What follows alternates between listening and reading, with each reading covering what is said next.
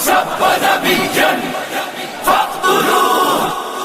ان کو کیا پتا ہو شاہ جی، بات وہی ہے کہ جن کے پاس عزتیں ہونا وہی عزت کے رکھوالے ہوتے ہیں. بےغیرت بندوں کا یہ کام نہیں ہوتا. قوم کی بیٹی آج غیروں کی جیلیں گزار رہی ہے اور جرم بھی کوئی نہیں.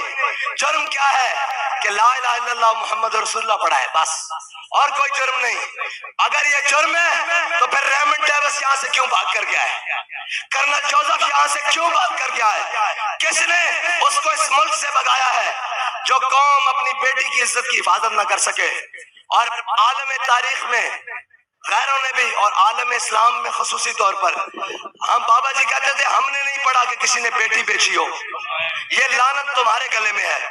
آج بھی موقع ہے اس کے دنیا سے جانے سے پہلے واپس لے آؤ. لیکن افسوس یہ بھی اس بات کا ہے کہ وہاں جانے والے اشخاص کہہ رہے ہیں قوم کو کھڑا ہونا پڑے گا. میں نے کہا قوم تو کھڑی ہے، ہاتھ کھڑا کرے. کون کون کھڑا ہے؟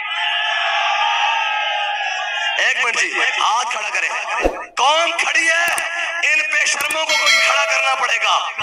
اور ہم کہتے ہیں ہمارے اسلام آباد جانے سے پہلے کھڑے ہو جاؤ. اپنی بیٹی کے لیے کھڑے ہو جاؤ، اپنی بیٹی کی عصمت کے لیے کھڑے ہو جاؤ، اپنی غیرت کے لیے کھڑے ہو جاؤ. ورنہ یہ نہ ہو کہ تمہارے سر پر محمد عربی کے غلام کھڑے ہو جائیں. یا رسول اللہ